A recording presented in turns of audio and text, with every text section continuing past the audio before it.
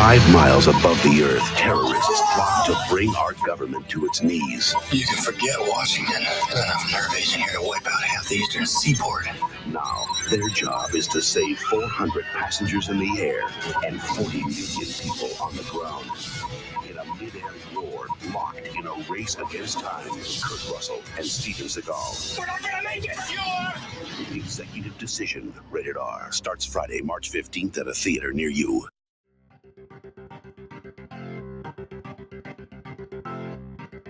Hello. I'm Katie, and welcome to Retromade, your pop culture rewind. Let's continue the exploration of the best of the 80s and 90s with a very tense action thriller, Executive Decision, with our everyman Kurt Russell. And today I'm very excited to have new guests join me, Zabe and Robin from Who Will Save Generation X Trivia Game Show on with me today. Thank you guys so much for joining. Tell us and the listeners about you and your show. Well, hi, I'm Zabe. I'm the host of the show. It is a very lighthearted look back into the fun things of Generation X. We play lots of games with our guests that come on. At its heart, it is very much a game show, and we try and keep that vibe going. And we have all kinds of different games for people to try out. We try and get things fresh and new all the time and to keep things interesting. But it's basically, we celebrate the cool things of our youth, us Gen Xers, that is. But it's not exclusive to Gen X, as Robin is a millennial and she is the producer of this show. So we try and make it appealing for everybody. But if you're a Gen Xer, then you'll definitely like the show a lot. It's super fun. For sure, I can agree with that, Zabe, because like you say, I'm a millennial. And honestly, if you're someone that just enjoys trivia, it hits the spot, especially because Generation X really was this time in music and movies and TV. Like it just so much, especially in America. And so, yeah, if you even like trivia, it's just such a fun listen. And I'm really happy to be a part of it. Well, it's a highly produced show as well. So there's a lot of things. We put a lot of sound clips in and a lot of things that will scratch your nostalgic itch, if that's the right phrase to be using. I don't even know. But it definitely will bring back the good nostalgic vibes and that's what we're shooting for. Well, that's why you're perfect guests for Retromade, because that's what I like to do too. 80s and 90s were the best, man. So 100%. Oh, yeah. Well, before we get into the show, I have a couple of listener comments that I wanted to share. If you guys, listeners, if you're listening on Spotify, did you know that you can actually leave comments and I can see them and I can read them on the show? Well, you can, and you should, just like Patrick did. He left 2 comments, one for the 3 Wishes and the Roseanne episode, which was episode 31. He says, Katie, I love this episode. Thank you for all that you do. Love the trips down memory lane and also an introduction to a movie that has been missed. You rock. Keep up the great content. I loved hearing that. So thanks, Patrick. And then I love your next comment because I did a bonus episode on the Roadhouse remake. I don't know if you guys have seen it or not. I refuse. Yeah. Yeah. Well, so if you listen to my episode, and my listeners are probably very divided on this, I did not care for it. And my guests and I had fun kind of picking it apart a little bit. Despite I do very much like Jake Gyllenhaal. It's not his fault. But so Patrick commented on that episode and he says, I barely got through this movie. I think it would have been fine if it was not named Roadhouse. And I wholeheartedly agree. I still wouldn't have liked it very much, but I think it added a little extra insult to the injury for me that they marketed it as a Roadhouse movie. Well, when they take the name of movies and they repackage them and try to trot them out and try and get some sort of equal success into the pop culture of today that they had back in the day, it just seems so transparent and feels like this is money grabs and they're pulling on the nostalgic strings, I feel, for the wrong reasons. And, you know, go ahead, make your tough guy bar movie and just call it something else and bring your own flavor to it because you're going to do it anyways. Exactly. Well, other people probably disagreed with me. Who am I? Who do I know? But it's strange the types of movies that are making money and being made nowadays. And so it doesn't really surprise me, but they're already making a sequel to it. That's already Really? been announced. Yeah. Oh, Wow. brother. hmm Well, anyway, before you get me going on a whole rant about the Roadhouse remake again, I just wanted to bring that up and make sure that everyone is aware that if you listen on Spotify, you can do that. And you should, just like Patrick. Thank you, Patrick.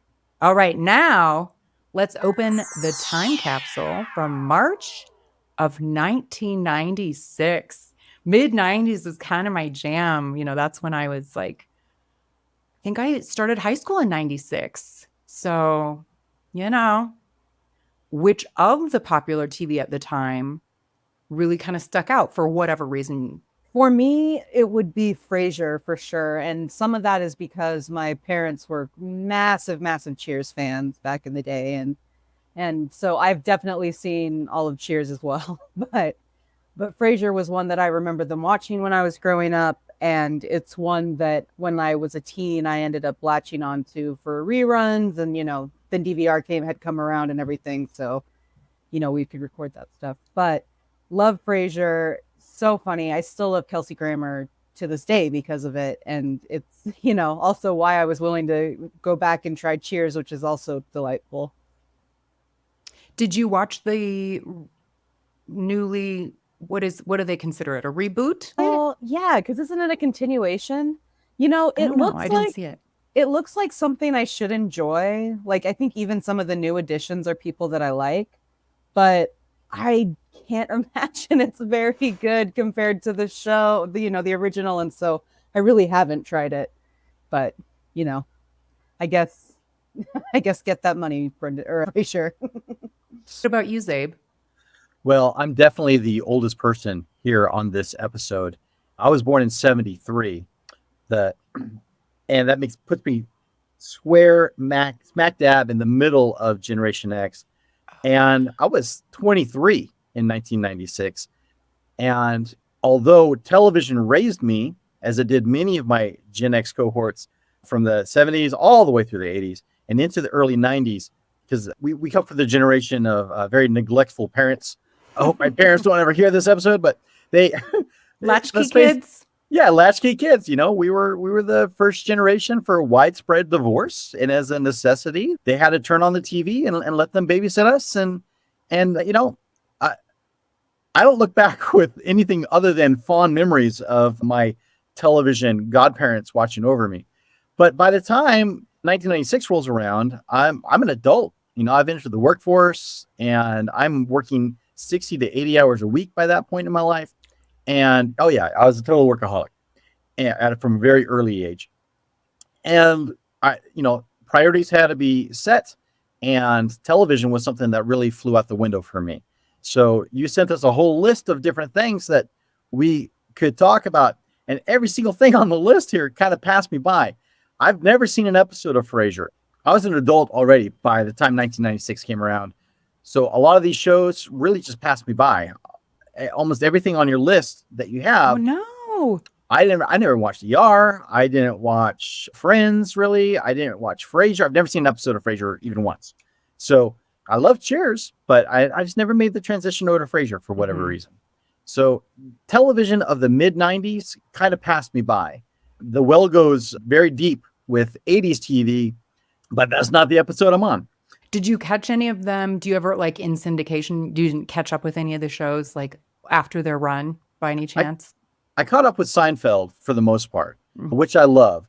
But going back and watching these shows when they're not set in the proper time, so a lot of the things are more impactful if you're watching them in the time when they're actually run for the first time. So while I still enjoyed the comedy, I love the show, I think it would have hit me a whole lot harder had I watched them on their first run. Yeah, that totally makes sense. It's interesting because I'm like ER, Seinfeld, Friends. I think they were all on the same night, like Thursday night. So those were big. Friends is one of my favorite shows of all time. So that's a big one for me. Well, let's move on to music to see. I feel bad, Zabe, because if the TV missed you, maybe the music did too. I don't know. We'll see. The Billboard Top 10 from the week that Executive Decision came out, which is March 15th, 1996, the number one song, One Sweet Day by Mariah Carey and Boyz II Men.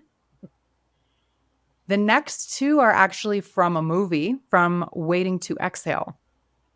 Both Brandy's Sitting Up in My Room, which is so very 1996. Here's what I'm gonna do. Sitting up in my room, thinking about you. I must confess, I'm a mess for you. I love that song, but it's so mid-90s. And then number 3 is Mary J. Blige's Not Gonna Cry. So those are both from Waiting to Exhale. Do we know these songs? I wish I knew these songs better because every artist you've named, I've been like, yes, some of my favorites from back in the day. I'll say I think I was probably just on the young side, and so I know things probably from, 5 or 6 years later. Yeah, that totally makes sense. Yeah. Oh, I forgot to look up number 4. I've heard of the Tony Rich Project, but I'm not really familiar. The number 4 song is called Nobody Knows. There's another one from a movie, Celine Dion's Because You Loved Me. Oh, excellent. Yes. I didn't realize that was from, what's the movie? Up Close and Personal. Oh, That's the movie that it's from. Well, I'm not come sure. 1990, mid-90s, Celine Dion is about to blow up and Mhm. become the Celine Dion we all know.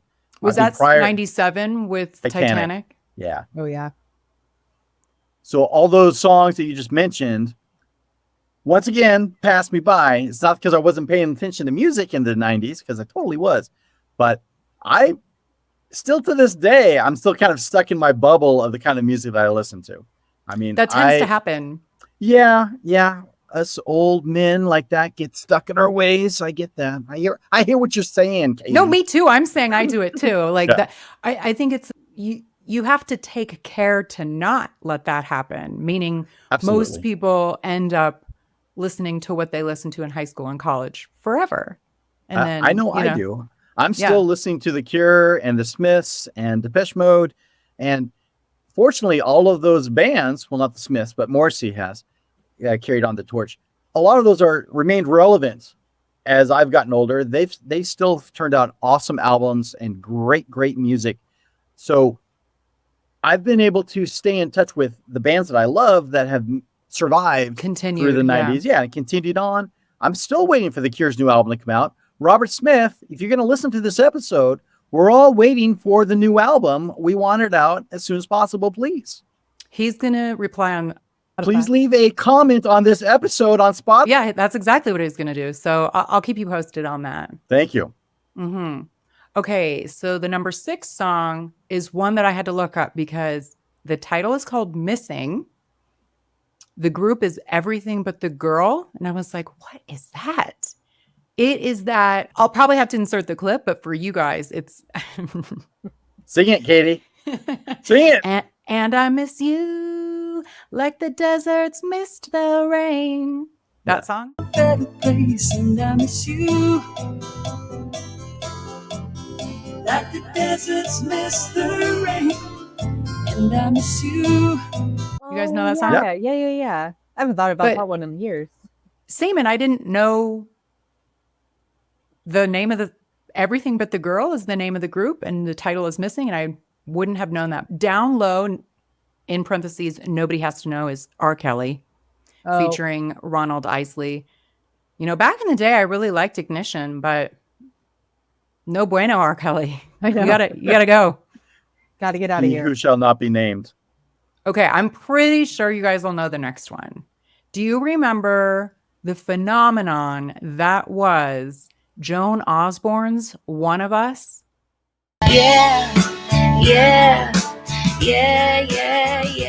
What if God was one of us?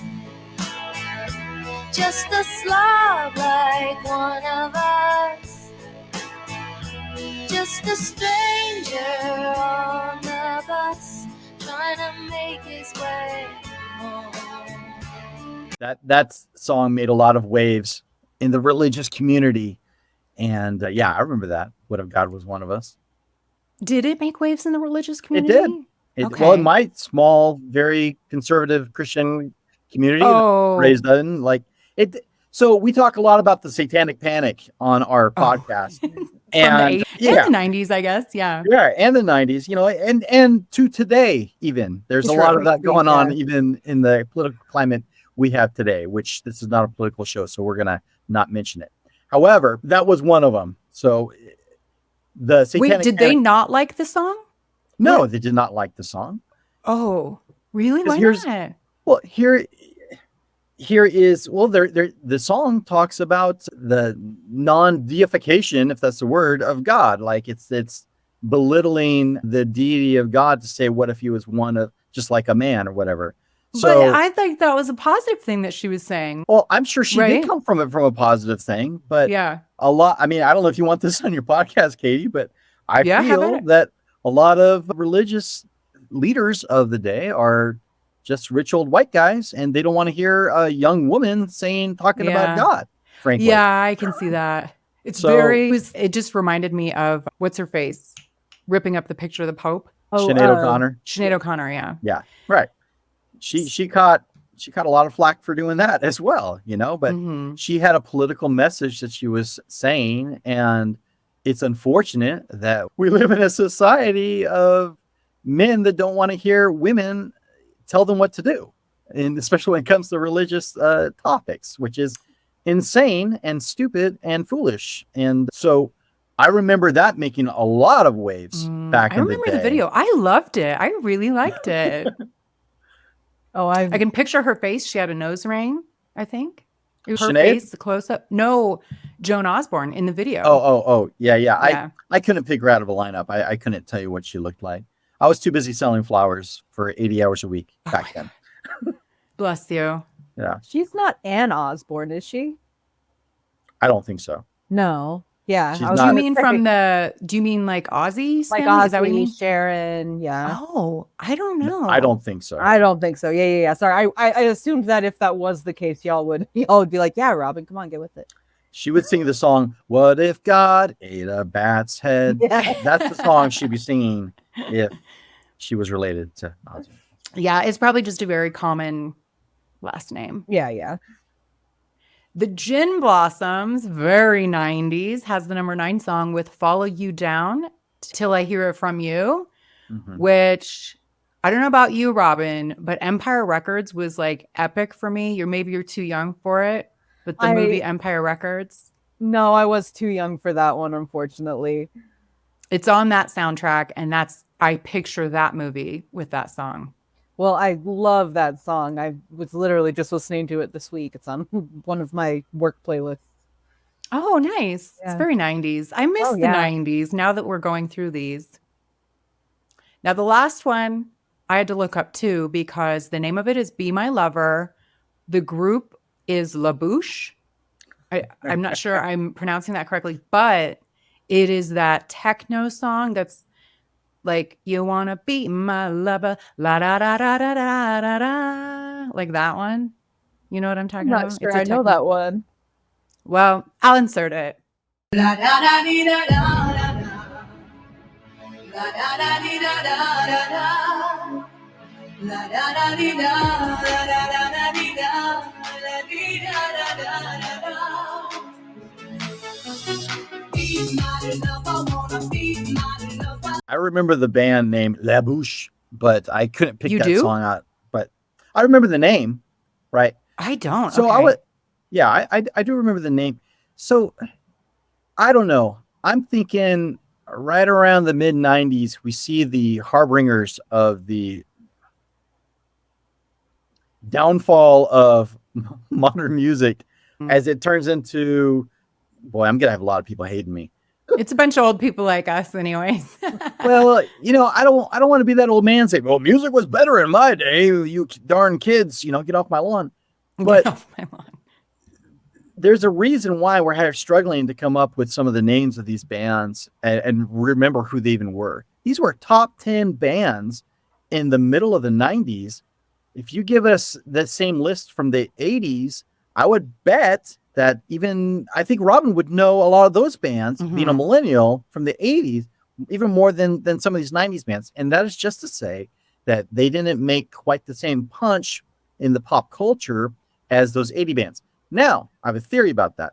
Mm. Here we are in the 90s, we start to see the beginning of like your Napsters and your file Mm. sharings. And I mean, Mhm. it's right before that. I get it. 97 is right before all that kind of stuff kind of happens. But as that happens, the ability to distribute music changes. Music becomes more niche, and people trying to find their own way in music. And as a result, we don't have so many commonalities of music, if that makes any sense. There's more outlets, so people can choose to where they get their stuff from. Now it's just like a pane glass window being thrown down on a concrete floor, how it's splintered. People can get music any which way, and there's no commonality anymore, and like at all. You can go your whole life without hearing the number one artist, whoever it is right now, if you choose to. Mhm.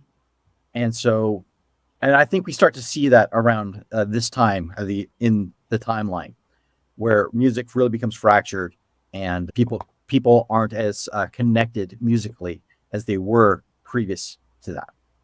Yeah, you have a point there, and I think it maybe just took longer with TV, but TV Yeah, experienced same the thing. same thing. Just we held Streaming on to, services yeah. and Mhm. yeah, right. There's not that Thursday night must see TV on NBC where everyone's going to Mhm. sit down and watch Cosby Show and Cheers and Night Court all on that same night and make the jokes on Friday before school gets out. Yeah. Yeah, we talk about that I mean, that's what the show's all about, reminiscing. It's nostalgia. That's what we're here to do. So, I will say, to give credit, when I do the billboards, it is for that specific week, and so there's a lot of change that happens week over week. So I guarantee that we'd all know, the top 25 for the year 1996. You know what I mean? It's I'm just that curious to take that challenge now, Katie. How many Are you Labushas gonna make are me do there more on the research? No, the year, I think we'd all know, like top 10 definitely for 96. We'd all know them. All right, so let's maybe move on from music. What was going on in events, news of the day? I think this is wild. Just toll-free numbers in and of themselves are kind of unnecessary nowadays, but they were very necessary in the 90s. And there were so many of them that we ran out of 800 numbers. So we had to go Wow. to 888. So that's what happened. March of 1996, the new toll-free 888 area code was introduced in the US. Wow. Mm-hmm. Do you guys remember the Menendez boys? Oh yeah. Oh yeah. You do, Robin, or just from they're Well, notorious? I'll And say so, from yeah. Notorious. I couldn't tell you. Yeah, sorry. I guess I don't think I mentioned it before, but in 1996 I was 5. So current events Okay. wise, I wasn't really listening. Well, we have a pretty good spread. I'm the middle child here. you Yeah, know? for sure. I'm the old Yeah. man. Go ahead and say it. No. So they were found guilty of killing their parents. The verdict came in March of 1996. Do you guys remember the big panic about mad cow disease? Yes, because literally, okay, this is relevant. I was living in Germany with my family. My dad was an army guy growing up, and so we were stationed in Germany for a period of time during that scare, and I, until recently, could never donate blood. But only Because you recently- lived there at the time. Exactly, Yeah. exactly. So yeah, no, that's literally something that has affected my life. That's wild. Yeah, Yeah. it seems like it was like really big in the UK, but yeah, mad cow disease. I don't know if either of you are wrestling fans, but I have a feeling that a lot of listeners are from, back in the day, or maybe they still are. But let's see if I can do Roman numerals. WrestleMania 12 at Arrowhead Pond of Anaheim, California. Shawn Michaels beats Bret Hart for the WWF heavyweight title. Those are probably the newer names. If you were a wrestling fan, they were, mid 90s here. Because I watched it in the 80s, but not in the 90s. Same. I watched wrestling back when it was real with Hulk Hogan and Roddy Piper and Jimmy Superfly Snuka. Yeah. Super real. Super real. Mhm. A couple of people got married. Angelina Jolie got married to Johnny Lee Miller. She was 20 years old at the time. And they divorced in 2000. And at that time, she then married Billy Bob Thornton. Did she get a vial of blood from her first husband to wear as a necklace as well, or just Billy Bob? It must have been something else because they were too young to be married, 20 and 23, man. Yeah. Also, Clint Eastwood, at the age of 65, got married to his second wife. I don't know who Dina Ruiz was a news anchor. Was she the lead singer for LaBouche? Maybe. So they got married in Vegas, and no, he is not still married to her. They got divorced in 2014. Clint Eastwood got married to his second wife in Vegas? That is such a shock to me to hear. At 65? Yeah, that doesn't seem. She was 30. He was 65. She was 30, which that tracks. Yeah, I didn't look up. He's probably married now. I have a feeling that he had a third wife. Must be, yeah, but I could not possibly tell you who. He's in like his 90s now. And he's still working. He's like 94, still like directing movies. So. Yeah, directing and starring. It's crazy. Yeah, it is crazy. But I think that's the key. Keep working. Yeah, my brother was a huge Clint Eastwood fan. We watched all the Clint Eastwood movies growing up. Not so much anymore, though.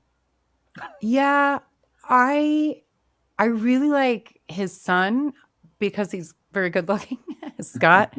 He is. I think is his name. I'm like, yeah, he's handsome. I'll watch whatever he's in. Why did both of you ladies start like combing your hair as soon as you mentioned? Oh, is that like as soon as you mentioned Scott Eastwood, it's just I do. That's so funny that we didn't even know we did it. I bet we start talking about. Funny. Oh no, not over Scott Eastwood. Oh, amazing. There was a very famous divorce that I don't remember happening. Winnie and Nelson Mandela got divorced in March of 1996 after 38 years of marriage. Did you guys know that? 30 of those years he was in prison, so the marriage got along pretty good. Yeah. I mean, I do think that's kind of the key to a relationship. Key to the relationship, half of it has to be done from a prison cell. Just a part. Doesn't necessarily have to be prison, just your, separation of choice. Yeah. Make me miss you. Mm-hmm. Unfortunately, there is a famous person who died this time, George Burns. Do you guys remember George Burns from Oh God, Burns and Allen, the comedian and actor? Yeah. He was 100 years old when he died. And I have a note here that his actual name is Nathan Birnbaum. We were not allowed to watch those movies because they said, oh God, in them growing up. That's how restrictive my parents were from letting us any kind of religious, satanic, panicky type stuff. Oh my gosh. It's a comedy. It's George Burns for crying out loud. I went to Catholic school. I am not Catholic now, but I grew up Catholic. And yeah, I would be like, oh, God. And my mom would be like, do you mean gosh? Yeah. So that was considered the Lord's name in vain, but that's not actually what it means. Anyways, before we get into Executive Decision, it was actually the number 3 movie at the box office at this time in March 96. But some other big movies at the time, The Birdcage, Up Close and Personal, which was from some of the songs were from that, and I can't place what that is. Down Periscope, Homeward Bound 2, Lost in San Francisco, Broken Arrow, Rumble in the Bronx, Happy Gilmore, Mr. Holland's Opus, which was actually a December 95 release, but it's still topping the box office in March, and Muppet Treasure Island. Yes. So again, whenever we have these, it is just wild to me how many just random movies got made compared to now. Very few movies hit the theater now. So it's interesting. Oh yeah. My apologies to any fans of those movies that you mentioned, but to say that you're the number 3 box office Amongst up those. against that rogues gallery of garbage movies is not really saying a whole lot. Happy Gilmore, that's Agreed. probably the best one on that whole list, Mhm. if you ask me. Are you slighting Tim Curry? Am I hearing this right? What movie was that? Which one was Tim Curry in? Muppet Treasure Island, y'all. I've never seen it. I do love Tim Curry, but I've never seen that movie. I would No, never fair. slight I was the name of mostly Tim being Curry. facetious. I take it all back. Mhm. Thank you. But yes, also Happy Gilmore was the only other one I knew. Yeah. The Birdcage, man. Down Periscope, Broken Arrow. Yeah. Mr. Holland's Opus. Oh yeah, Mr. Holland's Opus, of course. Did it win the Oscar the year before? Or no, it I would don't have been know. eligible the next year if it was a December release. Never Does- mind, doesn't matter. No, December, it would have been a 96 Oscar. Right? And nom. it would have been around that time. I just wonder if longevity had something to do with the Oscar race. Possibly. maybe. Anyway. Possibly. I am not a fan of What's His Face, so I didn't really care. Oh, for who the movie. is I the hate star What's in His that? I Face. can't remember. Who are we talking about? Oh, what's his name? He was in Jaws. Dolph. Oh, Richard Dreyfuss? Dreyfuss. Yes. I do not care for Richard Dreyfuss, so I was never skedaddling to see Mr. Holland's Opus. I get in arguments with my wife over that movie. She enjoys that movie. I find it to be hot garbage. I really, really disliked Mr. Holland's Opus. I know a lot of people love it, but I just couldn't get past Mr. Holland being such a dack. He's like such an awful father. But my wife says, oh, but he has redemption at the end. I'm like, okay, so he lived this child's whole life of being an absent father, being just unloving and uncaring about this kid who's got a disability, and he all makes it up because he learns a few words of sign language. No, he doesn't get a pass. He's a piece of crap. I'm out. I remember very little from this. Maybe I'm thinking of the wrong movie. Is he not like a conductor of a band or something? Yeah, What he movie is. that? And his But he's, Okay. yes, it is. Isn't he at the high school or something, right? Okay. But his son is born hearing impaired, so he cannot Oh, that's share right. his love of music with his son. So because his son, he can't mold his son to conform to him and Mhm. enjoy the things that he loves, suddenly his kid is no longer worthy of his love. Now, maybe that's a very cynical way to look at that movie, but that's one way to look at it. Like, come on, Dad. I don't know. Maybe I just got my Gen X trauma of parental neglect. Yeah, in that maybe. our parents demanded that our children conform to who they are, and it's not until more recent parental strategies, if that's the right word, to say, hey, let me try and meet my kid where they're at in their lives and try to help them elevate and become good, decent people in this world, rather than I'm going to beat you down until you conform into, my politics, my religion, my blah, blah, blah, blah, So I don't know. I Mhm. think people are going to be who they're going to be. And Mr. Holland couldn't be bothered to accept his son for who he was rather than who he wanted him to be. I might have to rewatch this movie and see what I think about it because I don't even recall it. Thanks But for coming to my thank TED you. Talk, by the way. Well, I was just gonna say, Zabe, I think it probably doesn't hold up for that reason. I think that trope has become a little bit exactly what you're saying. Old people are going, is this something we like? Is this something we want to Right. put on a pedestal? Anyway. Great point.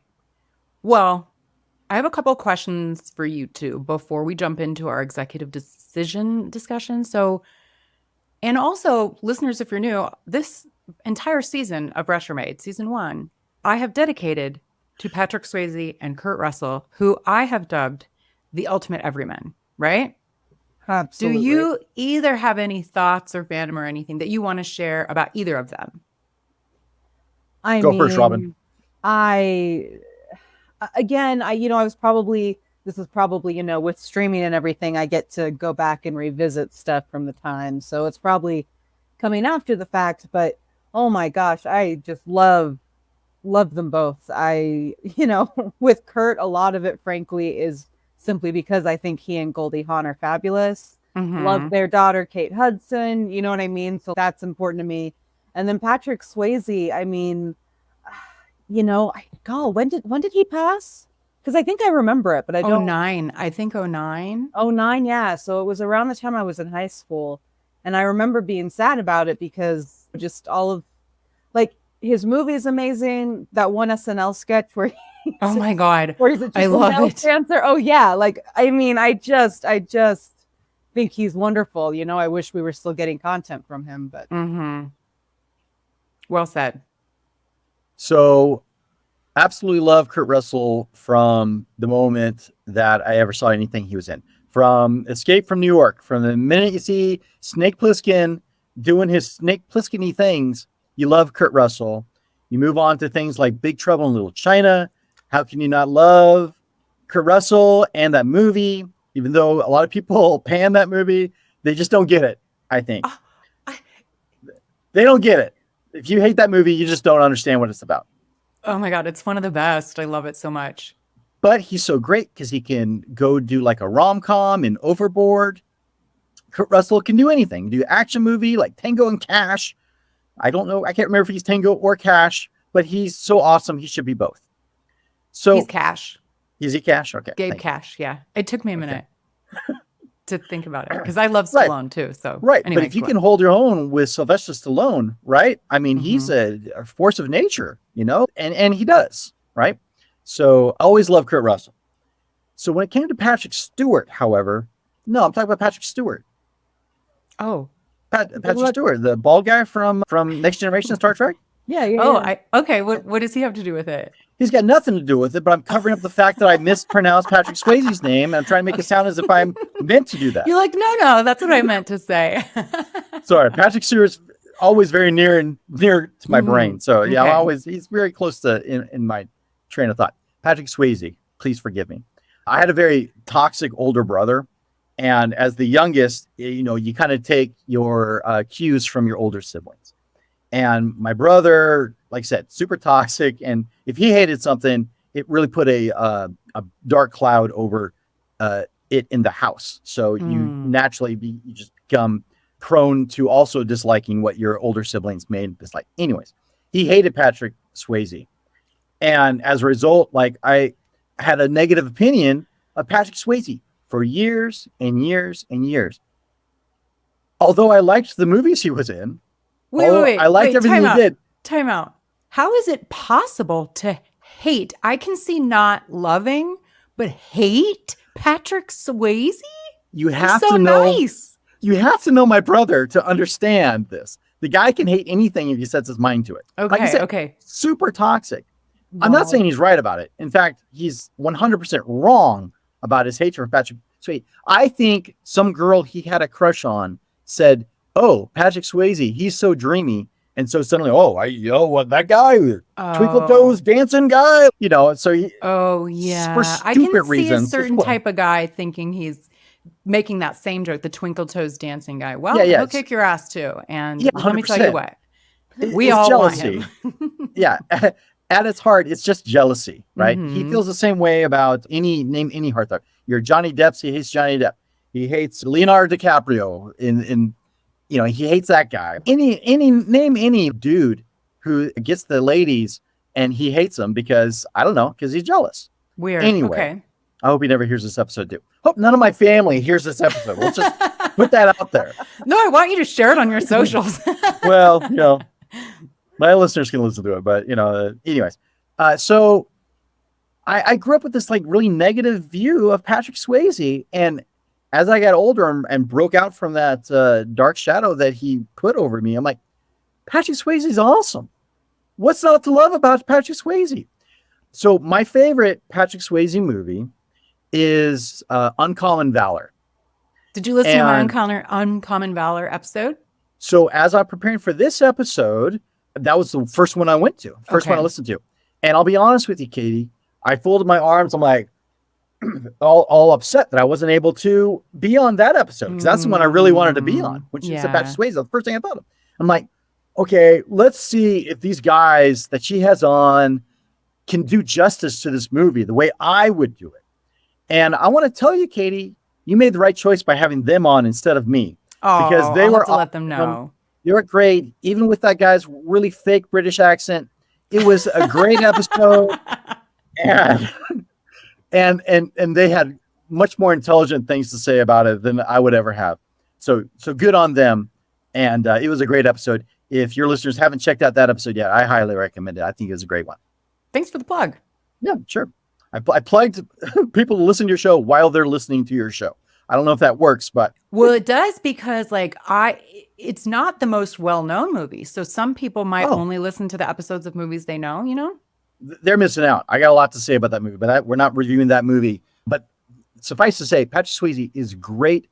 He acts his ass off in that movie in a shoot 'em up, like, war type movie. This guy is emoting and giving a performance. And that's what you get with Patrick Swayze. Anything he's in, he's going to give you a performance. Even in that Chippendales SNL thing, he's still giving a performance.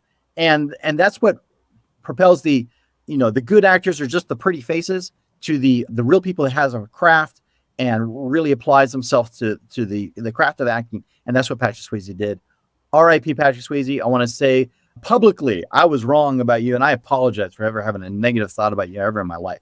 You're a treasure. Also extremely well said. And treasure is actually a word that a lot of people use to describe him. He really is a treasure. I love him. Okay. Yeah. This movie has Kurt in it, though, who I also love. Now, do you guys think that there is any resemblance between Kurt and Patrick? I've heard you say this on prior episodes, Mhm, mhm. and I looked for it. I think so, only when they both have the kind of mullety kind of hair going, like that kind of, Mhm. business up front, party in the back type style. But you call him the everyman. And the first thing I thought of when you said everyman, I'm like, dude, these guys are not everymans. But if you really dissect what they do, you're right. They really take that role, especially in the movie we're about to talk about. He's very much the everyman in the scope of the different cast of characters that we see in this movie. But we won't go there yet. So they have comparisons in that they got charisma coming out their ears. They're so lovable, and maybe a little bit in the looks. I guess so. Yeah, I see it. What about you, Robin? What do you think? Yeah, I could see it too. Like Zaid said, I had heard you mention this before on the show, and so it got me thinking about it because I hadn't really contemplated it before. But ever since then, I've been like, oh my gosh, they must have been constantly going after the same roles. I They never were. even thought of that. Yeah, no, of course they were. Mm-hmm. Crazy. Because, yeah, great action stars, great everyman, like you're saying, able to just fall into whatever role, but also able to, like, be the relatable person in the situation, yeah. No, I can totally see it. You've changed my mind. I take it maybe a step further in that to say that they're everyman kind of isn't 100% accurate, but I'd say more so they are who the everyman would like to be. Ooh, that's an interesting spin. I like that, Zabe.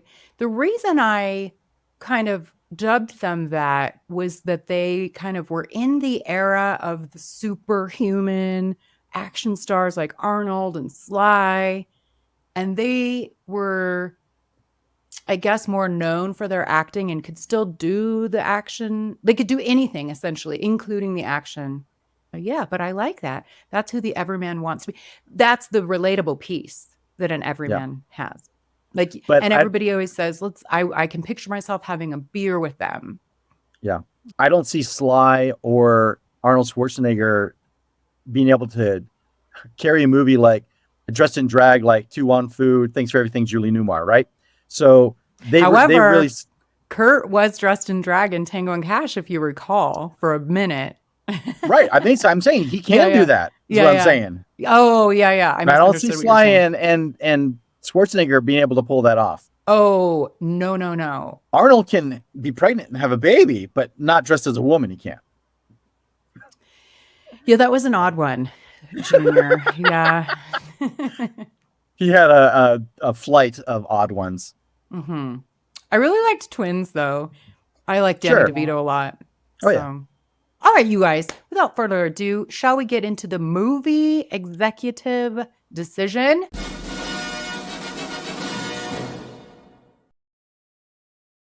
Let's do 100%. it. March 15th, 1996. It's over 2 hours long. It's got a 6.5 IMDb, which, having done this show for a while, is pretty good. It's hard to get into the 7s and 8s. Extremely hard. It's a first-time director, Stuart Baird. This was his debut, but he actually was nominated for editing. I don't think he directed anymore, but he was really more known for an editor. Gorillas in the Mist and the 1978 Superman, which I've not seen, but he was nominated for his editing skills there. You've never seen Superman, the movie? Mm-mm. Oh, Mm-mm. I know. Katie, I know. we got to talk.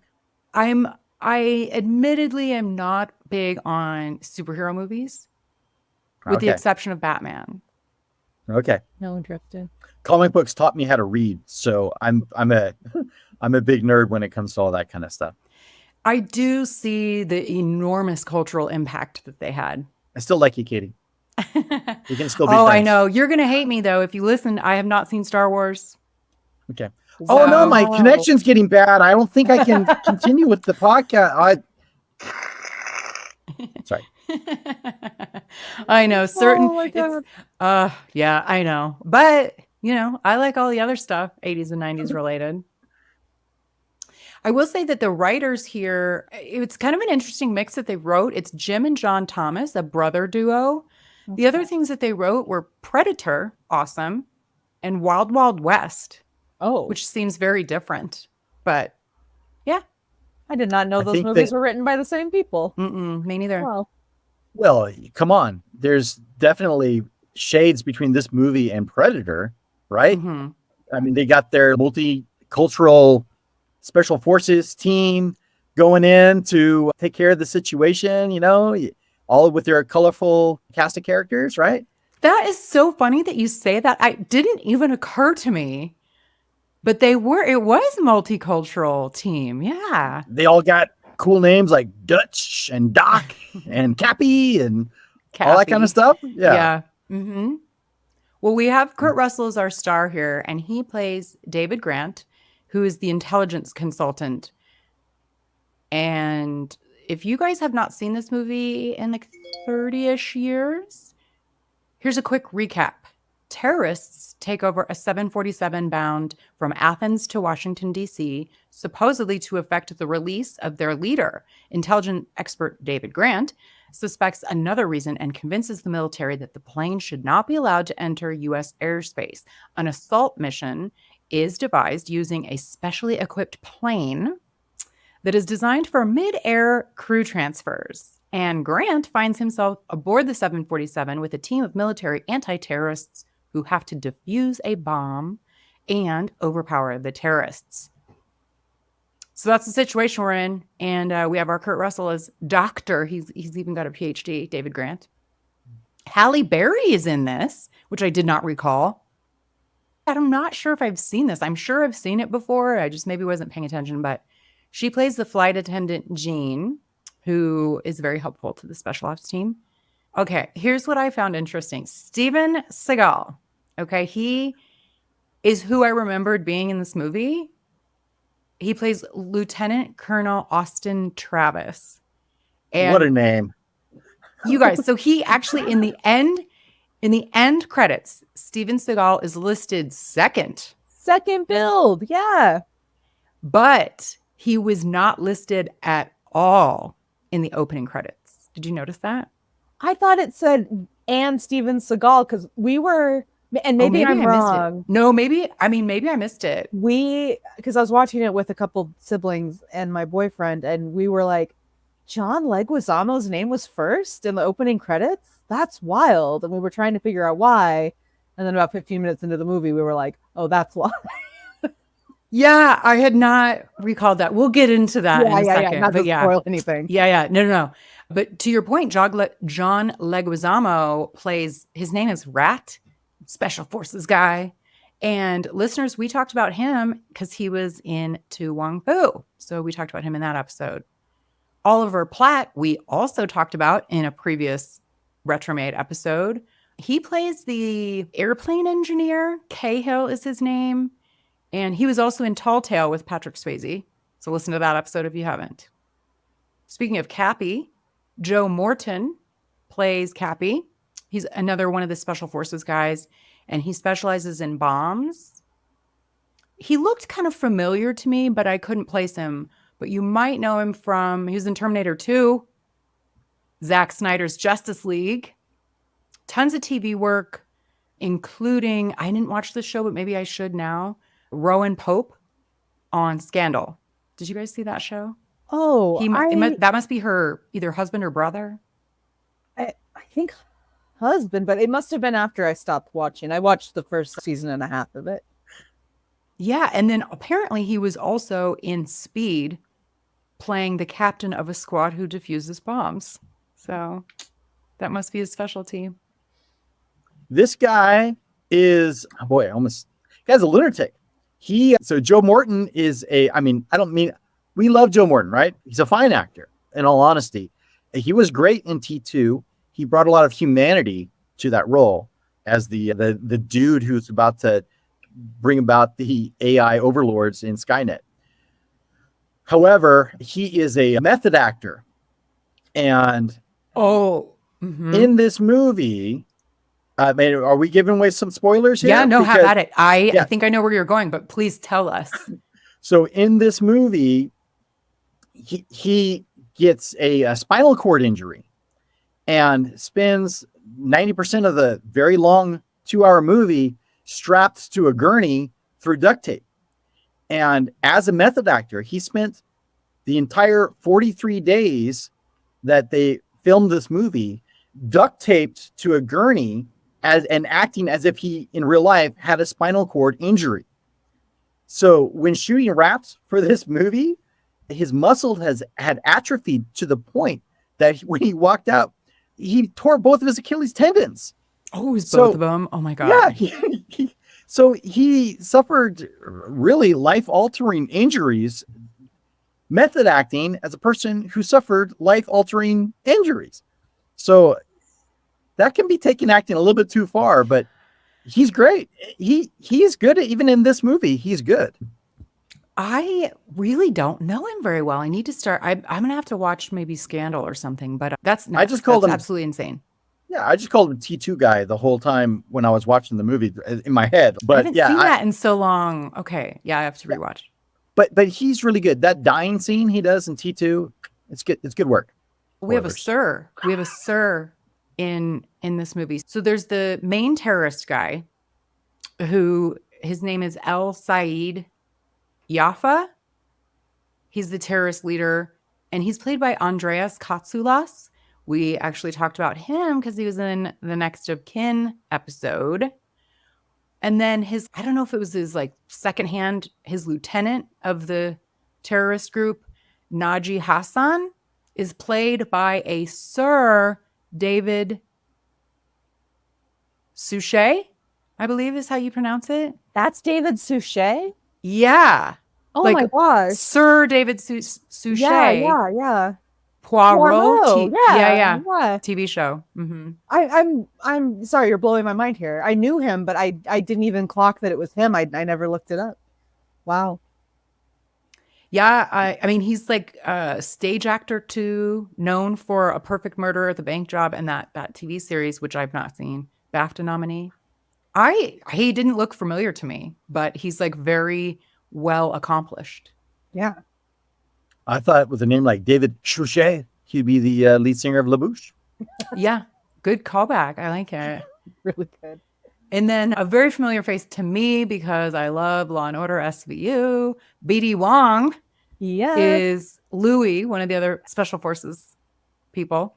A lot of Asian men named Louis.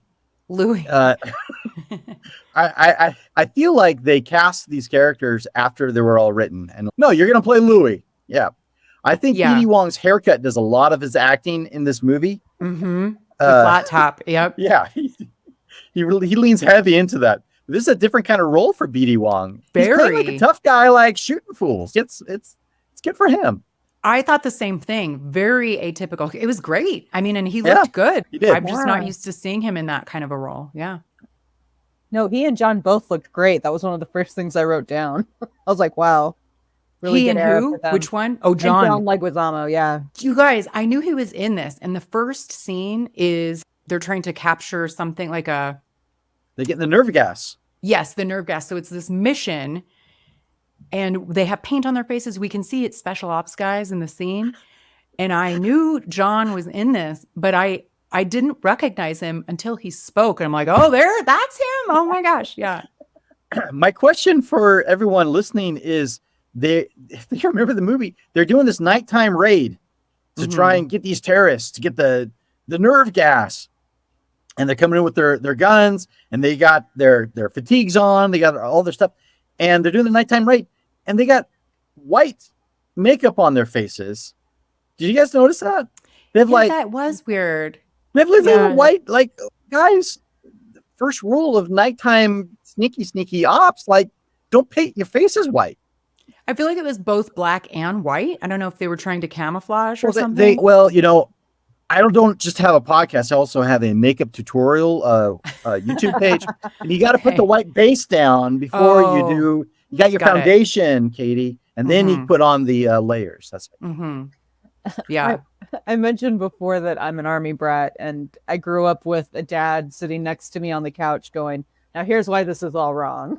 You know what I mean? bet. And so to this day, that kind of thing, we were laughing, like Steven Seagal doing all this cool stuff with the knife. I was like, this is hilarious.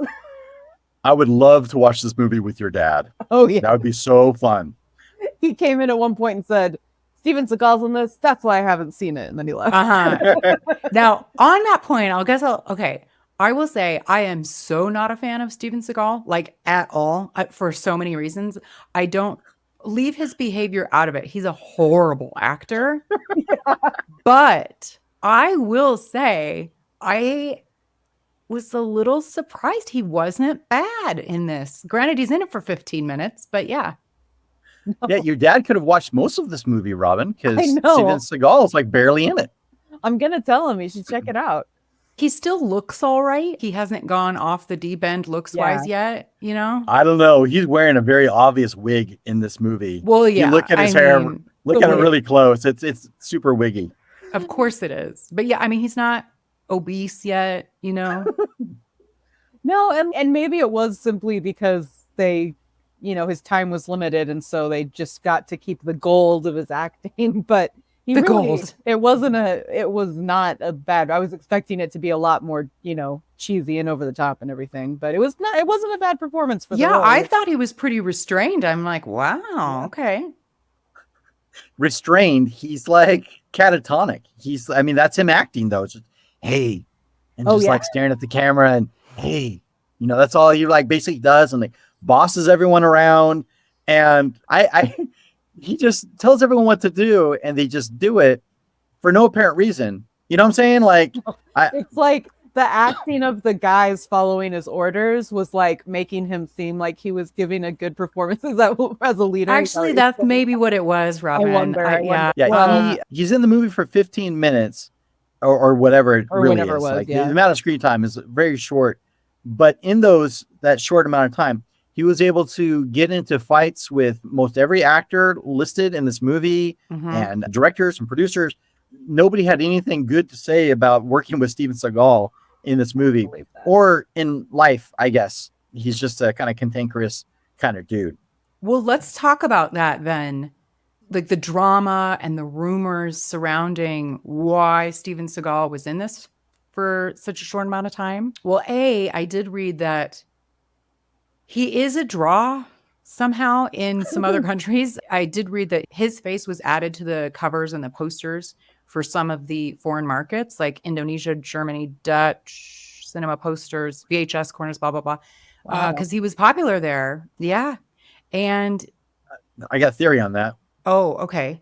Well, he became very popular before this movie came out, and this is before the fall of the Iron Curtain. And so I think a lot of these people could only get bootleg copies of movies, And the only movies that nobody really cared about to pursue legally was Steven Seagal movies. So that's why he is very popular amongst the war-torn countries looking for some tough macho dude to give an example. And what an example Steven Seagal is. He is. Well, so according to the former Warner Brothers vice president, he stated that Seagal had agreed to do the role in exchange for the studio forgiving him for losing his director's salary due to going over budget with the directorial debut on Deadly Ground. Wow. Wow. And then the rumors that we talked about there were rumors that he was written out as opposed to That being part of the plan the whole time. Yeah.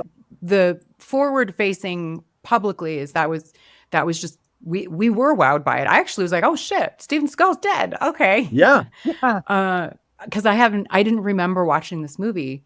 So was it a plot device or was it due to some behind the scenes issues? Like he's notorious for sexually harassing people, domestic violence, and to your point, Zabe, like getting in fights with people on the set, ego control issues.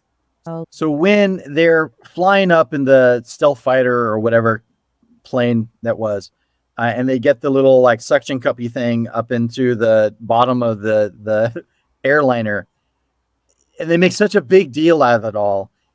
If you've seen any movies at all, you know that, well, there's a reason why they're building the tension here. Someone's getting sucked out of that plane and someone's going to go flying away. So I called my shot. Well, surely there'll be some fisticuffs at the end and someone's going to get sucked out. And the big bad guy will get sucked out of the plane and like probably go through the engine on his way out. Right. Oh yeah. That's what I called. That sounds about right. Mm-hmm. Yeah. So I'm like, okay, well, this is here it comes. And suddenly there goes Steven Seagal. He's like getting sucked out the plane. He's going to die. And I'm like, I looked at my wife when we were watching. I'm like, did Steven Seagal just die? I know, Like, did they just get rid of Steven Seagal so early? And that, to me, in all honesty, that's my favorite part of the movie. It's not because I got to see Steven Seagal fall from 30,000 feet. It's just because it was such a surprise. And to their credit, in these kinds of action-y type movies where things kind of go by the numbers, I mean, they foreshadow things, from the beginning of the movie. You see it coming a mile away. Kurt Russell learning to taking flying lessons. Okay, well, clearly he's going to have to land the plane. Oliver Platt chewing on that thing straw from the get-go, chewing on straw. Like he has that thing throughout the whole movie. It's like they don't do that kind of stuff unless there's a reason why. It has to be paid off. Yeah, right. There has to be a payoff, right? So you see all that coming. They were able to throw a couple of curveballs in you, and this was the best one, and I think the best part of the movie. There were some good moments. I did think it built tension very effectively. Leguizamo specifically hated Seagal. Just to wrap that up, he's got stories about physically being assaulted by him. I didn't know that Leguizamo and him had come to blows. That's crazy. The story is that it's Kurt Russell and they both did. I think, really? Leguizamo as well. More so Leguizamo. There was a rumor that Kurt really disliked him, and that's why they wrote him off. And then John Leguizamo wrote in his autobiography that filming. So Steven Seagal apparently, I don't know this man, but apparently, according to John, he physically attacked him because during rehearsals, Seagal had come in and told the cast, "I'm in command. What I say is law." John thought he was joking. Apparently, according to John, he thought he was joking. So he started to laugh. And Seagal proved him wrong by slamming him against a brick wall with an Aikido elbow, knocking all of the air out of him, dropping him to the ground. Mm-hmm. Wow. What I think in Steven Seagal's defense, he might have been taking acting lessons from John Morton and just being in character. Oh, yeah. I'm just that could kidding. be. There's no way that's true. Steven There's Seagal's no dead. way. There's no way that that's okay either way. So these two had a falling out, so to speak. Later, so Leguizamo confirmed he did not have a good time with Seagal. No one has. According to The Observer, Seagal threatened to attack Leguizamo if they ever crossed paths on the red carpet after learning that John had mocked him on his comedy show. However, Leguizamo says he was not threatened, and his clap back was, I don't think he's invited to a lot of red carpets anyway. That's awesome. I can't imagine Steven Seagal and John Leguizamo having a whole lot in common. No, They're not going to be buddies no matter They're not what. exactly in the same circles. no, but I have a tendency to lean towards believing John just because there were so many reports of everybody having very similar problems with him. Mm-hmm. I lean towards believing John Leguizamo too, because my alternative is believing Steven Seagal. That's true. That's true. There's a couple other people that I wanted to shout out for a couple of reasons. So Whip Hubley, he played Baker, another one of the special forces guys. He is most known for playing Hollywood in Top Gun. Oh, yeah. Yeah, we were just talking about that. And I covered North and South, the miniseries with Patrick Swayze, and he was in book 2 of that. So we covered that. But do you guys know who Whip Hubley is to Kurt Russell? No. His ex-brother-in-law. What? Kurt used to be married to Season Hubley, Whip's sister. Wow. Wow, it must have been very friendly. Yeah, so it's their ex-brother-in-laws because they had been divorced for quite a while by this time. That family has interesting names, Season and Whip.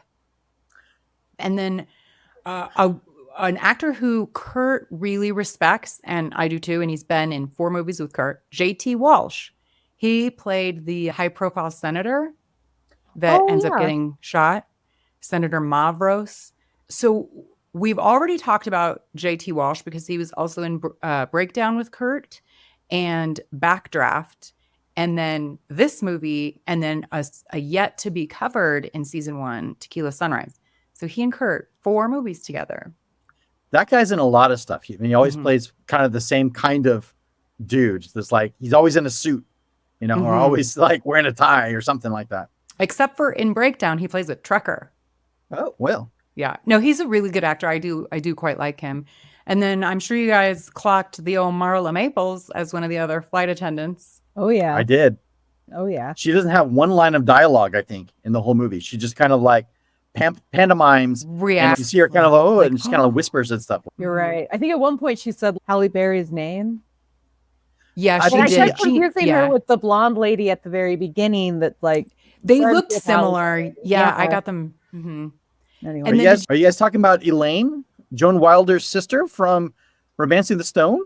That's her? That's her. What was Wow. her name? The one that died pretty quickly. I don't remember. I just remember they kept showing her big engagement ring, and I was like, "Oh, she's doomed." Is that who it is? Yeah. Okay. I don't know the actor's name, but that I know her as Elaine, Joan Wilder's sister. She never made it to Cartagena in this movie. The Joan Wilder? I love that I movie. read your books. I read all your I love books. that movie so yeah. much. Oh my God. Last person, I was going to ask you if you guys recognized the air marshal. You The know, guy who 100%. played him. Oh, he yeah. looked super familiar, but I couldn't tell you something else he's been in though. Robin, I don't want you to jump to any conclusions about what other movie he might have been in. Jump to Cricket, other cricket. conclusions. Oh, maybe. Have Oh, you seen no. Office Space? Oh, I the movie haven't Office seen Space? Office Space, but that might be what my boyfriend recognized him from. The actor's name is Richard Riel. He also plays Donal Logue's dad in the TV series Grounded for Life. Oh, okay. That's not one I watched religiously, but I do absolutely recognize him. Yeah, that's him.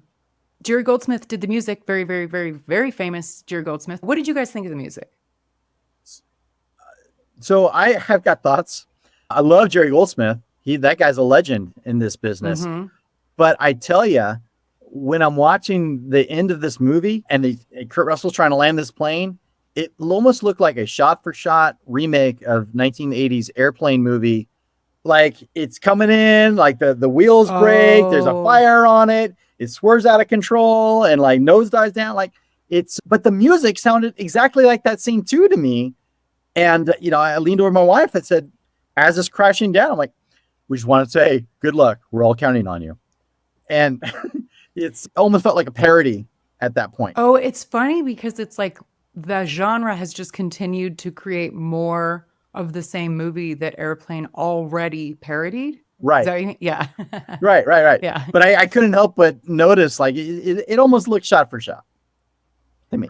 I'll say I was hoping for a more, like, I guess I was hoping for the soundtrack to make more of an impression on me Same. when I saw that it was Jerry Goldsmith. There was one moment though that I wanted to point out that had me kind of giggling, was when the guy says executive decision towards Yeah. the end. There's a little bit of a trumpet background thing that he added to the melody, and it totally got me. I was dying. Oh, I missed that, but I definitely caught the name of the movie in the Oh, yeah. dialogue. Yeah. Did you guys know that this movie got a nomination for an award? For what? I don't think it was that one. A Razzie.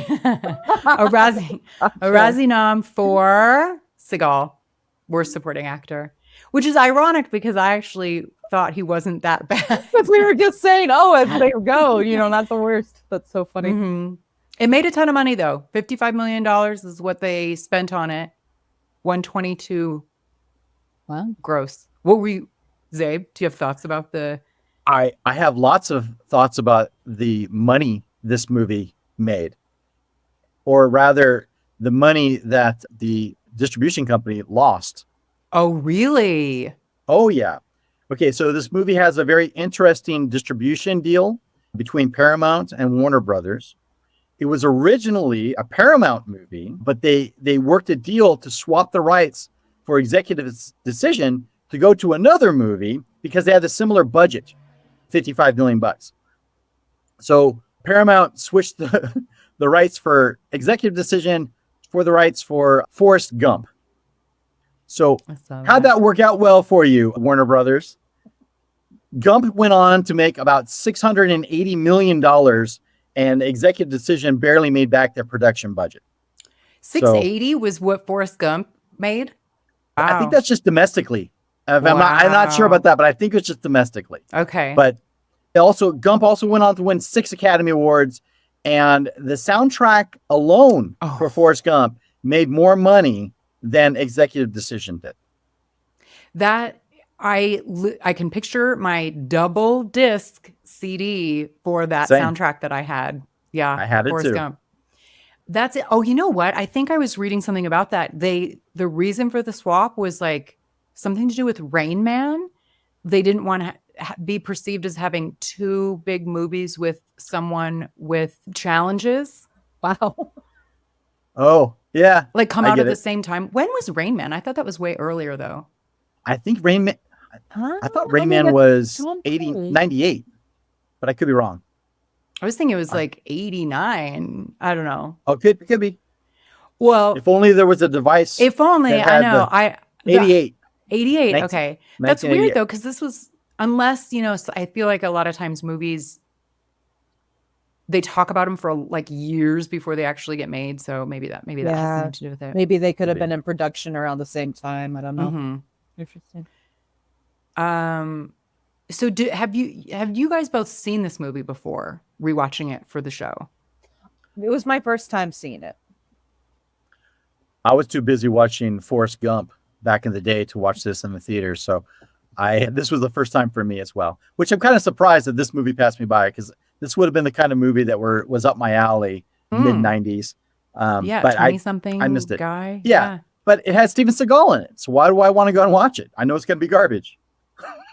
But So- he did have a moment where people didn't know about all of his behavioral issues, right? At the Yeah, but time? he was a cancer to movies even Mm. then, in my opinion. Like he made dumb movies, and this movie wasn't trying to be dumb. Like this movie was trying to be very smart, and it's Mhm. trying to be a thriller, almost like a Die Hard type movie, like something they were shooting for the fences here, or Yeah. swinging for the fences rather. They really wanted to have something here. And I don't know, we never really talked about this. Did you guys like the movie? Oh, I mean, it was a really fun watch. Yeah, I feel that similar. Like from a quality perspective, it's not. That's the thing. It's like it is. If you watch it through the lens of this is what it is. It's going to be a fun action thriller. Plus, like Kurt's in it. So I did have fun watching it. I do think it was far too long. Oh But- yeah, Sure. 100%. but I did enjoy it. Did you not enjoy it, Zabe? Robin, did you say whether you liked it or not? Oh, You I said- I you already- said it was a fun watch. Yeah. Sure. This is the kind of movie that you don't want to watch by yourself. I think you kind of got to experience this movie with somebody, and Mm. either you're going to be on board with it, like you said, you kind of got to know what it's about and kind of just roll with it. And if everyone's in agreement and wants to have a good time together, then it can be great. But if you're also in the agreement that you want to watch it and make fun of it, you can do that too. And Yes. I No, was that's kind of true. in that camp of, Yeah. looking at Steven Seagal's hair plugs and making comments like nitpicking it a little bit, which is kind of fun to do with movies as well. Yeah. So I Well, think let's this movie nitpick it. Let's nitpick it. Well, Let's pick the nits. here's the thing. People are going to tune into this episode because they like this movie and they'll see all the different movies and I don't want to throw cold water on something that they like, So I'm kind of hesitant to say some of the things how I feel of this movie because I don't want to knock something that people like. So what kind of jerk does that? But this movie wasn't very good. However, All This of movie that wasn't being very said- good. Yeah. Oh, but it seems like the kind of movie too, though, where the people who love it they love it because of some of the nitpicky stuff. Like, yeah, Sure. despite because that, they're aware. yeah, of it. yeah. And so I think, I don't know, like, especially for coming at it from this was a fun to watch thing. I'm like, that's okay. One of the things I kept saying was like, can someone get Kurt Russell a change of clothes? Why is he still in a tux the whole time? Oh, Yeah, they do a lot of weird Holds things off like that the in this bow, movie. like so late. yes. Well, I Anyway. liked him. I liked seeing him in the tux, but I actually sure. have a note. Well, okay. Kurt's handsome, and in this, he's getting some of he's known for his hair. He's got great hair. He's starting to get some of the salt in it, Mm-hmm. which I was like, all right, I'm digging it. He does at some point change into a hoodie and slick back his hair, Yes, at the very end. That's right. but then he lands the plane, walks off the plane, and now he's all of a sudden got perfect hair and he's in his tux again. He put the jacket back on. I was losing my mind. I'm like, wait, did he what? Okay. And his hair's all He's- perfect. Incredible. He's got a plan and strategy to talk about hockey with Halle Berry at the end of this. So he's got to look sharp. Mm-hmm. Oh, who also had perfect makeup, by the way. Insane. Her lipstick never got smudged and all of this. Yeah, She was gorgeous it no is a matter movie. what was happening. Oh yeah, for sure. She does. Yeah. However, It's stuff like that, though, Katie, that bugged me about the movie because it seemed so much like they're checking boxes of, well, what does a Hollywood movie need to be? Like, we of got to have course. some sort of hint of a romance in it. They got to have weird tension build up for no reason with no payoff. There was some of that in there. Like, and a lot of this movie felt familiar as if they were borrowing from other movies. I mentioned Die Hard. There's a point in this movie where the dude, I think it's John Leguizamo, makes Kurt Russell take off his shoes. And they make a big deal, like he smells his socks or whatever. They make some haha about that. And he That goes was through bad. and I hated that. Yeah. But I did read John. That was an ad lib by John.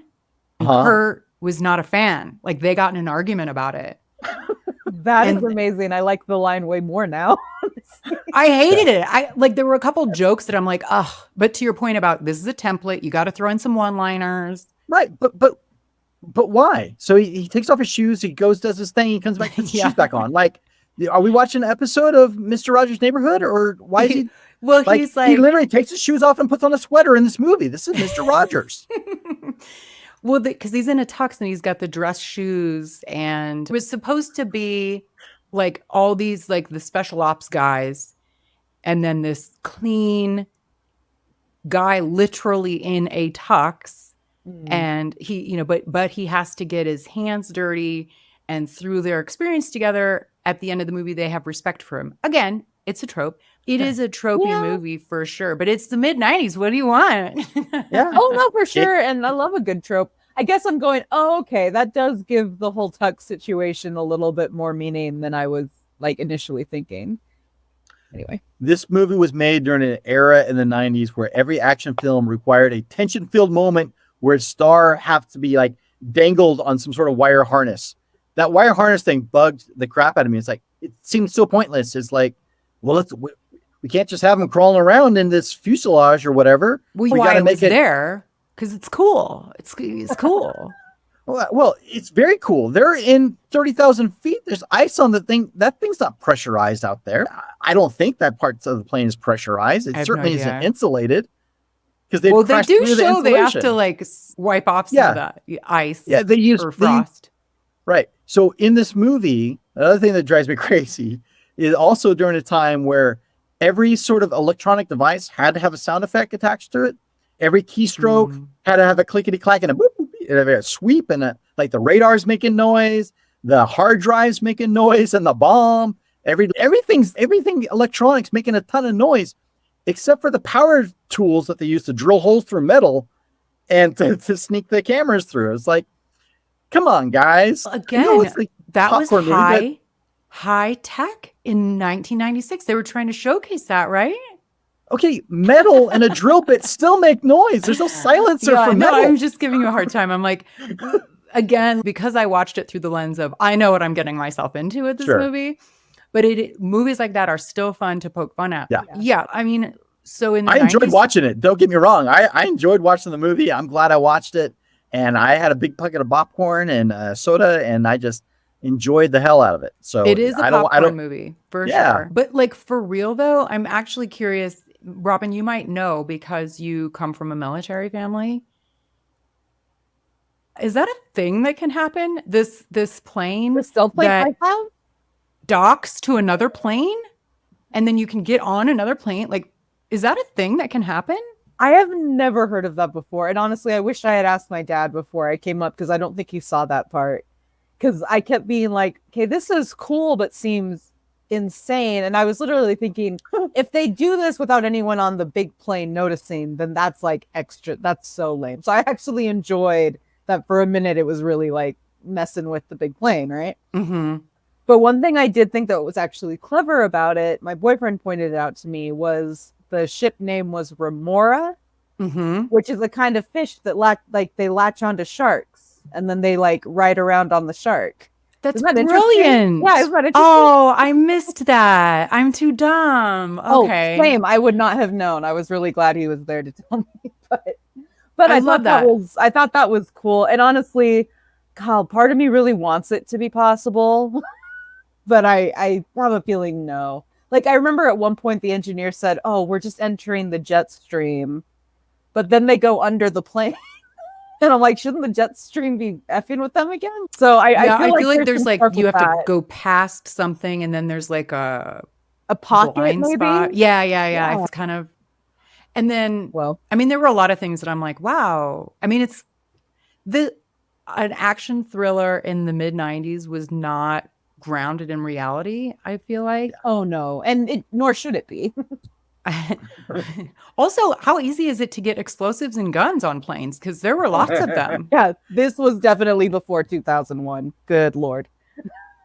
But ironic that it's like kind of the I know. I kept hijacking of the thinking- plane. Like I kept ugh. thinking, like, oh man, like I know that wasn't the first, plane hijack that ever happened, but it did make me think, oh God, this feels so foreshadowy and stressful just Mhm. 5 years out, There's a lot of like problematic racial stereotyping and religious stereotyping going on in this movie too. This movie definitely could not be made today as is. Especially with a white British guy playing the main. My sister even mentioned something about his foundation seems a little dark. You know what I mean? Things that just would not fly anymore today. Anyway. Well, to put a button on the ridiculous parts of this movie, I thought that the most ridiculous part of all was when Kurt Russell is fighting with the sleeper guy, which I thought, by the way, I think that was a fun twist because I was convinced it was that dude because they do throw a little switch in there and it's some guy with Good diamonds apparently. Yeah, like that they was don't really wild. explain the diamonds, but apparently he's got a fistful of diamonds and that's why he's freaking out. But I thought that was a good little twist. Mhm. And then they see the other guy, but when they're fighting and they shoot the sleeper dude a little bit, but he's still alive. And then Kurt Russell falls down and he gets his leg caught in some sort of food service cart or whatever it was, and he has to wrestle with the wounded sleeper on the ground for control of the Kindle that is controlling the bomb or whatever. It's like Remote control bomb detonator. right. But it's like he's doing it on like a speak and spell or something, like some sort of like Like a force antiquated. calculator. Yeah. It seemed, it was like, well, this is a little ham-fisted here, building this tension. Oh, I can see him writing it. Oh, then he gets his leg caught in a food cart, and then there's a scramble. What much tension there is? There It are- just seemed a little I'll tell forced. you what, I was feeling the tension though. I was genuinely like, what happens if he hits enter? I know this is crazy, but what happens if he hits enter? But they do that crazy zoom to the enter button. And he's like what happened? shaking, it's so close. Robin, I can tell you what happens when he pushes the enter button. There will be a computer sound effect up because they can't help themselves but make sound effects for every electronical device. Mhm. You're right. There was a tense moment like every 10 minutes, but it's like almost too many. Like it was good. I was like, dang, like even when the co-pilot goes down to check out what's going on, when Halle Berry answers there's just like so many points where you do feel the tension, which is good. But then by the time that the movie is supposed to end, I'm like, dear God, there's yet another problem.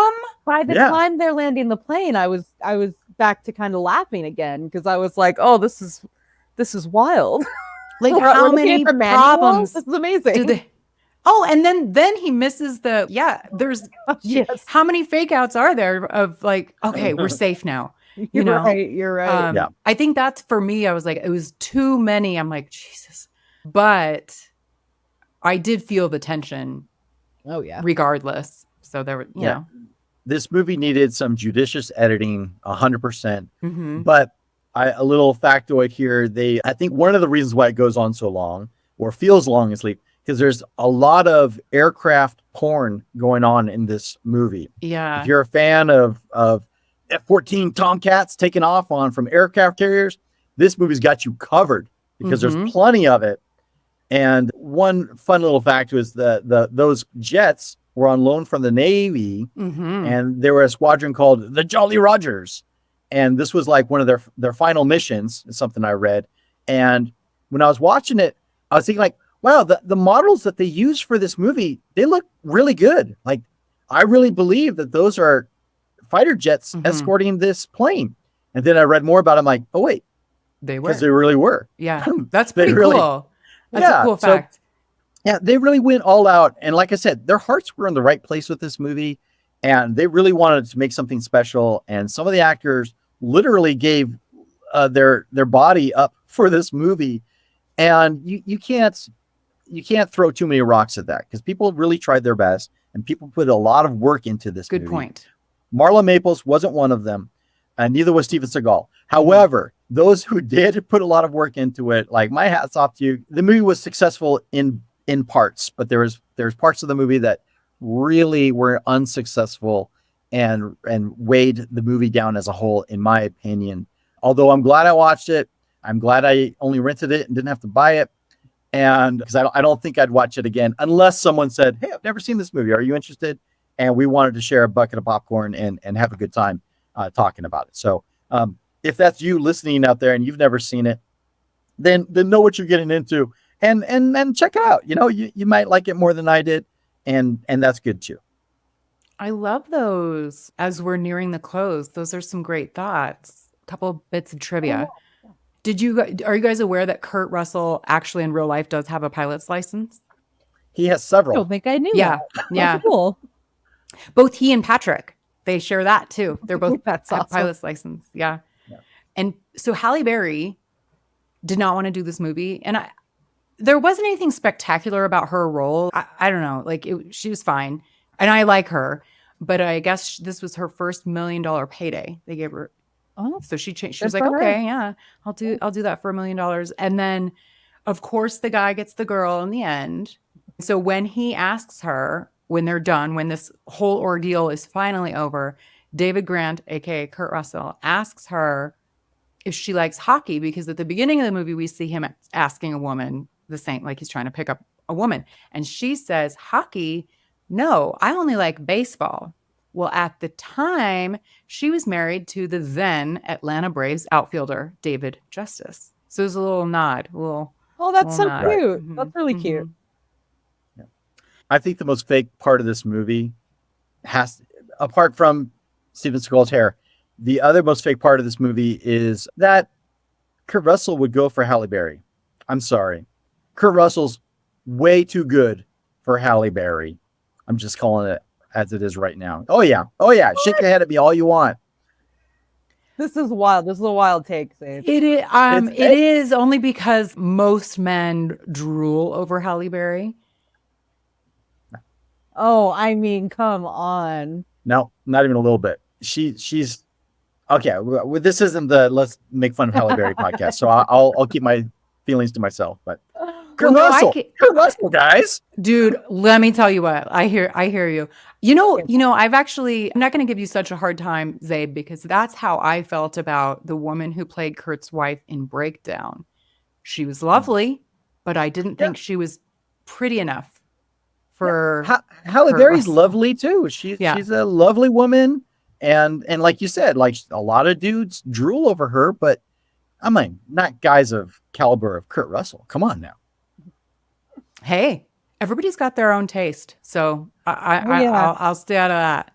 And in fairness, you know, Kurt Russell's married to Goldie Hawn, and he also credits the successful marriage to being married to Goldie Hawn. So who am I to? Well, technically, I think the key to their relationship is that they're not married. Oh, they're not married. You're right. I always think of them as a couple, Yeah. but no, they. I had a feeling you knew that. Yeah, but yeah, they've just been together forever. They're like, we don't need no piece of paper. I love them so Well, much. what I read was Kurt Russell heard what happened to Nelson Mandela after a 30-year 38 relationship years. and said, "I'm not going to fall for that trap." You know, I don't want to go to prison, so we'll just keep it. Yeah. Mm-hmm. Just saying, when you can have Goldie Hawn, you don't settle for Halle Berry. Very different generations. They're hard to compare, but I think I know the sentiment. Mm-hmm.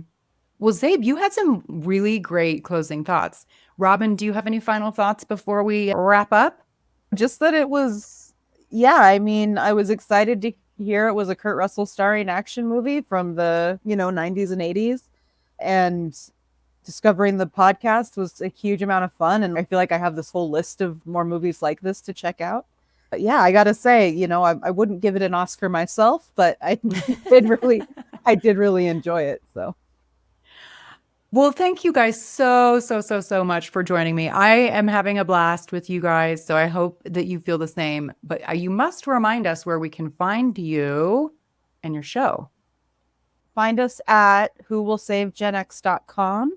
Our website's going to be the best way to get a hold of us. You can find any of our episodes there, but you can also find them anywhere that you will find your usual podcasting. We're on Spotify and the Apple app and all of that stuff.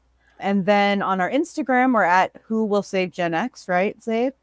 Yeah, but Instagram's for you millennials. no, that's fair. Us Gen If you're Xers, an we stick to Instagram person Facebook at and whowillsavegenx, MySpace. but a lot of our exactly. MySpace. Well, you guys, MySpace, listeners, come on. I will have links to their stuff in the show notes. So don't fret. Katie, I would like to take this opportunity to totally put you on the spot and say, will you please come on our podcast and be a guest on our show, and we can introduce you to our listeners and have some fun on our platform. I would love to. Thank you so much. Actually, my final thought on this movie, aside from the fact that I had no problem watching Kurt for 2 hours per usual. She touched her hair when she said that, yeah. ladies and gentlemen. I'm like, oh, Kurt. But I think why we have some of the feelings about it being like following this formula is that not only was this a staple of the time, but there are Kurt specifically at this time, all of his movies, I was conflating it with this Breakdown. There's a few other suspense thrillers that he has, and they all have orange in the cover art. So they all sort of in my brain kind of came together. And like Escape from LA has orange. And then Patrick Swayze has a couple orange ones too. Black Dog, and all from the mid to late 90s. I don't know what the deal was with Orange and Thrillers in the mid 90s. This was during Kurt's orange period, as he refers to it in his autobiography. It's Yeah. period. Oh man, it's like there must have been some marketing chart that was like, oh, if we put orange in the action movie, attendance. No, that's Intense. 100% what it is. Yeah. You see trends in that. Like in the early 2000s, they had kind of a red, white, and blue sort of motif. Or do you guys know about that? Like all the Star Wars films have this like red, white, and blue type of filter on them, on the images on the posters. Yeah, there are trends like that, but Yeah. Well, listeners, I am going to have to bring us back to current present day reality until the next episode because I want no part of a hijacked plane. And go do all of the things. But until next time, be kind. Rewind.